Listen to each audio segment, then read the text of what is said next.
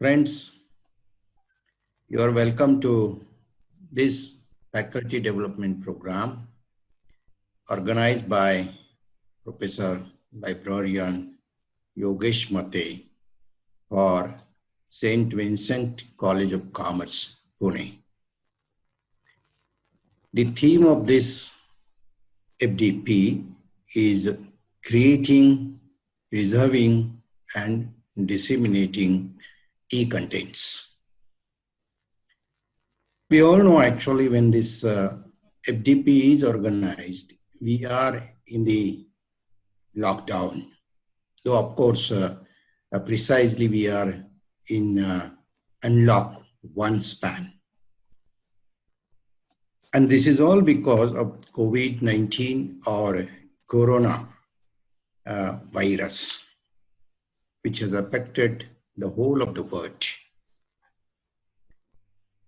Amongst the various sectors which it has affected the most is the education sector. Because education is being imparted so many years in the direct contact mode, face-to-face mode. The teachers and learners are so accustomed to this environment of face-to-face teaching learning, and all of a sudden we were forced to actually stay in isolation. But in any case, learning must continue, and there the library's role comes in picture. Friends, as far as the learning and libraries are concerned, education and libraries are concerned, libraries have always played a very valuable role in the process of education. They have been considered, actually, the libraries and education have been considered as twin sisters. They are the two sides of the same coin. Libraries play a very important supporting role in this process of education. The National Assessment and Accreditation Council, that is NAAC, has recognized this role of libraries as an important support service. When it comes to actually the corona's effect on education, the educationists have thought that in order to continue the process of education, we should take help of the technology, information and communication technology. And in this process, actually the teachers have been using the information and communication technology for some time, some years now. But this time, the teachers want to use it more for the purpose of creating e-content. Actually, this is the largest impact of corona on education, that we as the people in the process of teaching and learning require huge amount of e-content. Of course, there's a lot of content available in the digital format, but that has not been actually created keeping in mind the particular curriculum, particular student community, particular course as such.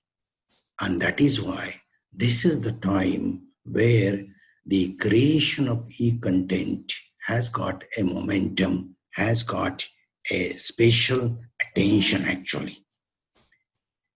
Now, in this process of creation of e-content, preservation of e-content, and dissemination of e-content, librarians play a very important role. Particularly, they can play an important role to help teachers in all these three stages of e-content creation to delivery.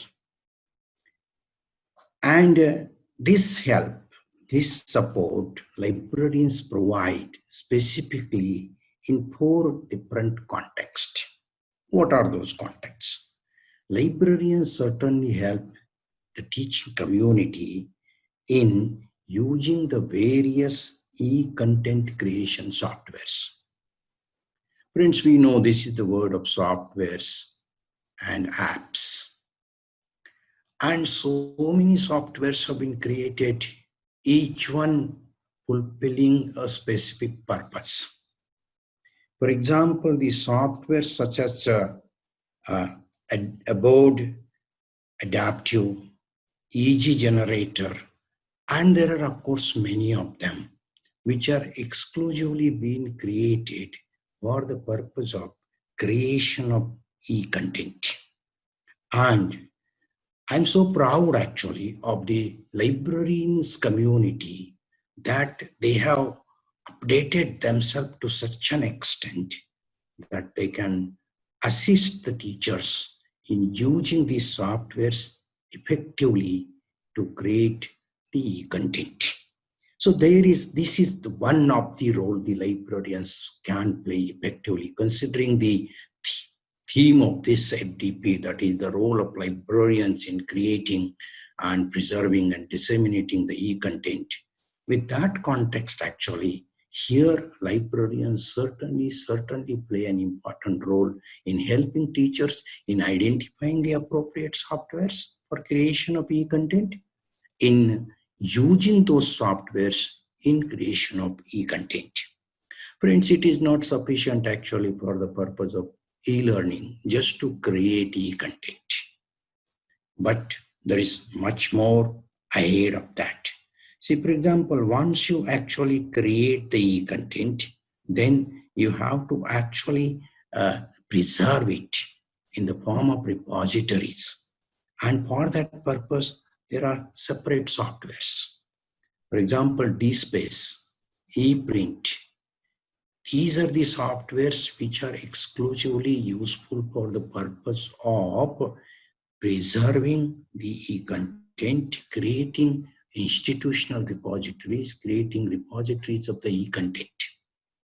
In fact, librarians have been using this technology for last 1 decade minimum. I'm so sure they are so proficient by this time in using these types of softwares, particularly these open access, open source softwares actually, which they have learned it, they have practiced it, they have created institutional repositories of different contents they already have with them. And this time they will be helping the teaching community to upload their contents, and for that purpose, they will be playing this role. Friends, apart from that, the librarians will also be helpful to teachers in using the learning management softwares. There are so many learning management softwares. As I mentioned earlier, the world is full of softwares actually. Here there is, for example, Moodle is one such learning management software. OpenEDX is another one. Telnet is another one. And there are, of course, many of them. Now, all these softwares have their own intricacies, have their own peculiar points actually, which must be learned. These are the technical aspects. And as I said, that the librarians have learned this actually. They have acquired the knowledge how to install these softwares, how to use those softwares for the specific purposes. So here they will be playing a role. But what I'm more interested in talking with you as a librarian community is that librarians have a much wider scope in playing the role in the 4th capacity, what I'm talking now. That is in getting appropriate information sources for the purpose of creating e-content. The whole scope of the activity is creation first. Creating e-content. The e-content creation itself is such a complicated activity. We have been much familiar with creating PPTs, the simplest form of creating e-content. But friends, actually the e-content can be what you can say is enhanced with reference to its quality. And that enhancement may be in the form of, say, for example, you can add animations to the content. It is not just PPT. Remember, I'm talking about the extension of that. So you can add animations to that. You can add assignment to that. You can have interactive sessions into that. You can add audio content to that. You can, of course, add the images. See, that is enrichment of the content. What today's students want is that they want actually as good as the same uh, uh, impression, the same experience as the teacher is teaching to them. No, in order to create that type of e-content, you have to take help of all these auxiliaries, you can say. Actually, they are the essential part of it. As I mentioned, it's not only the textual part that goes into the PPT, is very true. But apart from that, as I mentioned, can you add animations? Can you add actually some sort of interactions? An expert is talking and giving an opinion about that. Can you add a audio? Can you add a video also to that? And so on and so forth. Actually, the world is full of information varieties, and your e-content can be enriched by consolidating all that together in your e-content product. And for that purpose, you require a lot of information. The person who is creating e-content, in our case the teacher, he needs lot of e-content. He has, of course, expertise of the subject that he is teaching. If he is a teacher of commerce, he is actually have mastered that particular subject. A physics teacher, a psychology teacher, a geography teacher, very true. They are masters of the subject. But now, here it is a question of having appropriate information. And that information is available in variety of sources.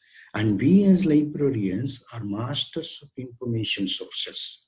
Our expertise is in the field of information sources. See, I'm trying to actually bring to your notice the link. What is that link? On one side, teacher want to create quality content. And for that purpose, they require information resources. And other side, there are many resources. And we are as a librarians, are experts of information resources. So they need information resources, they need information, and we are actually the treasurers of that information. We are the masters of that information. So here is a lot of role the library professionals can play in this segment. See, for example, if I am creating an e-content on a topic that I want to teach, what type of information I need as a teacher? There is the role for the librarian. For example, I require definitions, the authentic definitions. I require historical information about the topic. I require current trends of that particular topic. I require news items of that particular topic. I require statistical information about that topic. I require pictorial information about that topic. I require data for that particular purpose. See, these are the varieties of information that a teacher required to enrich the e-content that he intends to create. And I think we can play a very wider role with reference to making these types of informations available.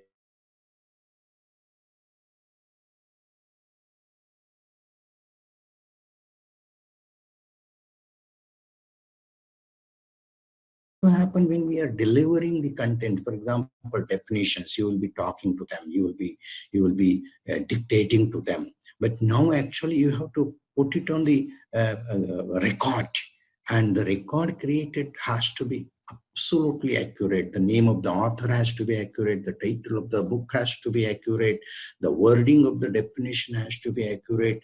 And if that is the case, actually we can play a vital role in identifying those resources and evaluating those resources, and then making them available to the teachers. Friends, here I have been talking for some time now to many library professionals that our role is basically to play as experts in information resources. Librarians have to be, and they are indeed, as experts of information resources. They know all the varieties of information resources. For example, they know the databases. They know the structures of the databases. They know how to search information from the databases. They know how to filter the information from the databases so as to reach to the precise source the teacher may be interested actually. Maybe very old one, maybe very recent one. They know apart from that what are the quality journals. Teachers want it because they want to upgrade their e-content and they are interested in a very precise article. Oh, I want this article published in 1980 or maybe 2020. And that is available in one of the journal. The teacher says, the librarian says, I know the journal because I am information resource expert. They know the thesis, for example. The Shodhganga as a mechanism of national dissertations repository is all being mastered by the library professionals. And so they are able to actually identify the precise thesis, which contents will be useful to the library, to the teacher who is interested in creating the e-content. And there that is known. He knows actually what are the, for example, patents and the sources of patents, the standards, for example. He knows apart from that what are the other sources which provide audiovisual contents. There are so many databases which are providing actually video records of the educational contents. Librarians are aware of that. So on one side, why librarians are useful to the teachers interested in creating e-content is their mastery in information resources, one part. Second part is their mastery in information retrieval, in information search. Friends, let us appreciate our own skill as librarians. We know all those search strategies and techniques like the Boolean operators and the truncations and the proximity search. We know how to find a appropriate term from thesaurus or the keyword stock, and by putting them together through the and or not like Boolean operators, creating a perfect search statement and then retrieving the appropriate document. I think that is a great skill the library professionals possess. So this is the second skill why librarians are very valuable to the content creators. The third part is that where the librarians play a very vital role is the copyright issue. It's not that, see what was happening when we were teaching. Now I have been teaching for so many years. When we were teaching, we were saying actually Kunt said this or Ranganathan said this. Great. The point is that I never bothered actually to quote as such or to give the complete citation. Now in the PPT the teacher is going to create, if he is giving a definition, if he is giving a statistics, if he is citing a particular document, what matters is the exact citation, and possibly in the word to come, the copyright issue is going to be a serious matter. Because people are getting more and more aware of who is using my content. That was not much bothered in the offline world. In the online world, you will be immediately knowing, oh, XYZ has used my content. Now here, what is the librarians though? Librarians' role is getting permissions to use that e-content. Librarians' role is to help teachers in citing with appropriate styles of citation because they are the masters of citation styles, referencing which citation style is being prescribed, say for example, MLA and Chicago and APA, they are aware of it. And then they are also aware actually how to insert these citations with appropriate online tools like Zotero. Look at the skills the librarians have. Look at the technology the librarians know. And with that, actually, they will be able to bring to the notice the quality information, the authentic information, and helping teachers in copyright clearance. These are the I think areas. These are the activities where librarians certainly have a very great role. Friends, let me remind you that librarians are professionally very competent people. Technologically, they are very strong. They have built up their image as technology experts. Teachers come very confidently to the librarians in getting this technological help, and it's a good scenario. And they, in this particular time, I think the librarians will be certainly playing a very wider role.